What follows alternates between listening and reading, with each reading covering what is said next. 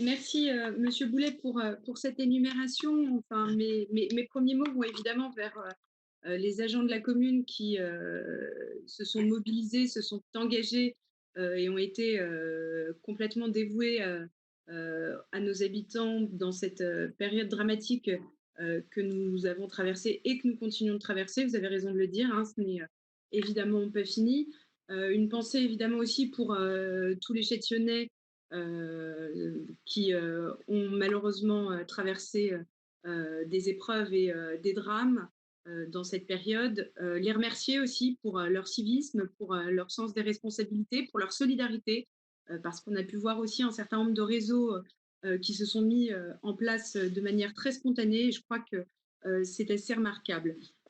Donc oui, merci pour cette énumération, d'autant que nous n'avions plus eu d'informations, Monsieur Boulet, depuis le 9 avril dernier, malgré nos demandes répétées.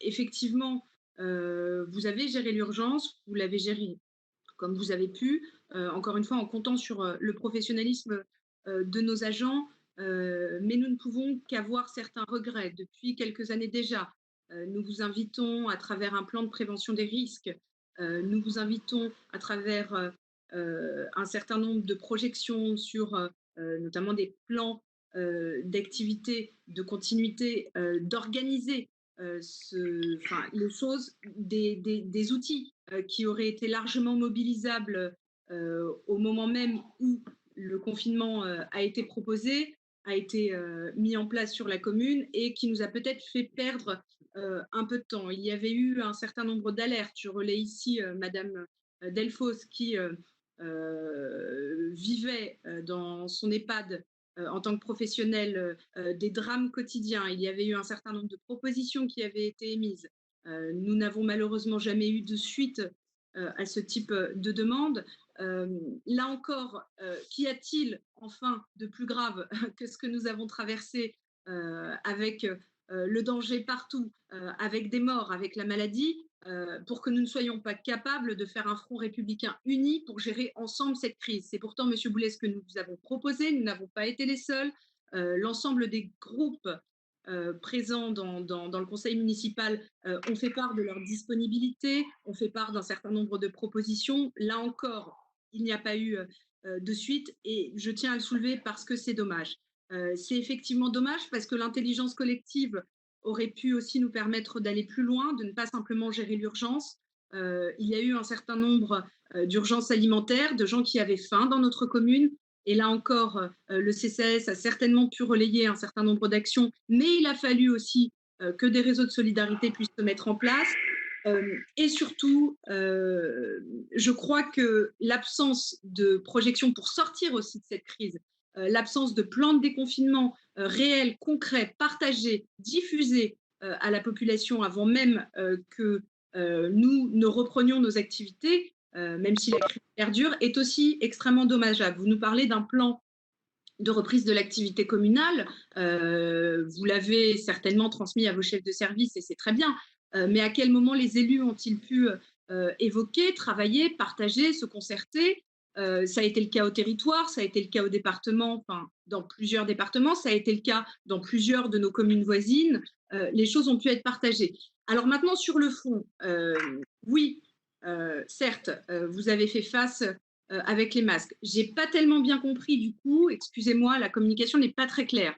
Si les masques qui ont été distribués aux Châtillonnais sont les masques du territoire ou les masques de la commune, puisqu'a priori, vous venez de passer le bon de commande pour les masques de la commune qui, je l'espère, parce que je sais qu'il y a aussi des problèmes de livraison, ont bien été reçus. L'exercice d'autosatisfaction que vous faites avec un certain nombre d'adjoints n'est quand même pas à la hauteur du moment. J'ai parfois l'impression, pardonnez-moi, qu'on vit aussi dans une ville un peu parallèle. Vous évoquez la coulée verte. Il suffit de s'y rendre pour voir que les règles ne sont absolument pas respectées, qu'il n'y a même pas une affiche pour dire que la coulée verte est fermée. Oui, il fallait la rouvrir effectivement parce que c'est une zone de passage importante pour les cyclistes. Si on persiste à la maintenir fermée pour les piétons, dans ce cas-là, il faut mettre des mesures en place. Sur les questions de mobilité, il eût fallu, comme dans tous les territoires, en venant prévoir là encore la sortie du confinement à travers un certain nombre de propositions qui vous ont été faites par des experts qui sont tous les jours sur leur vélo, qui savent de quoi ils parlent, etc. Vous avez pris beaucoup de retard, vous vous êtes enfin lancé fort certainement à l'enjeu qui arrive et je m'en réjouis si ça permet d'avancer, de faire avancer la cause du vélo à Châtillon, tant mieux. Mais nous parler d'un trait jaune de démarcation dans la rue Gabriel-Péri pour nous expliquer qu'il y a une nouvelle piste cyclable, je crois réellement que là, c'est pas sérieux. La question des écoles, merci à la communauté éducative, merci aux parents d'élèves, merci là encore à tous nos agents qui ont contribué effectivement à ce que la rentrée de nos enfants puisse se passer dans les meilleures conditions. Je me questionne en tant que responsable politique, je me questionne en tant que maman sur ce qui va se passer dans quelques jours maintenant. Vous le savez, nous sommes peu à peu dans des reprises d'activité. Peu à peu, certains parents doivent désormais se rendre en présentiel. Certains n'ont déjà pas eu le choix. D'autres doivent se rendre en présentiel sur leur lieu de travail. D'autres font aussi le choix, pour des raisons qui leur sont propres, de remettre leurs enfants à l'école. Quid de l'adaptation des locaux? Quid de la possibilité de continuer à maintenir nos enfants dans des groupes pour éviter les mélanges, éviter les risques de contamination, quid de la restauration scolaire. Avec un petit nombre d'enfants, oui, les choses ont été organisées. Qu'est-ce qui se passe en juin? Là aussi, les gens, les parents, les habitants ont besoin d'être rassurés. Vous nous parliez de la question des commerçants. Nous y reviendrons puisque nous avons proposé un vœu en ce sens. Le territoire a fait effectivement un certain nombre de propositions et a monté tout un projet pour leur permettre de réagir et de reprendre leur activité correctement. Là encore, la commune doit être au rendez-vous. Il est absolument nécessaire de pouvoir les accompagner, de pouvoir les relayer, de pouvoir aussi les former, de les aider à intégrer aussi les nouvelles technologies, puisque vous le voyez, la vente par Internet, à emporter, etc., c'est quelque chose qui a permis à certains commerces de continuer à exister. Et là encore, la réaction de la ville a quand même été bien tardive. Donc, je crois encore une fois que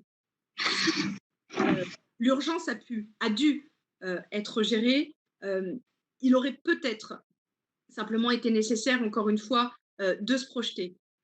Moi, j'invite la prochaine municipalité, quelle qu'elle soit, et il faudra le faire en lien avec les agents, en lien avec les chefs de service, à tirer les bilans de cette crise. Parce que c'est quelque chose qui peut se reproduire. Parce que demain, une canicule arrive à Châtillon, sommes-nous en capacité d'avoir un listing fiable et consolidé de personnes fragiles, de personnes isolées à contacter?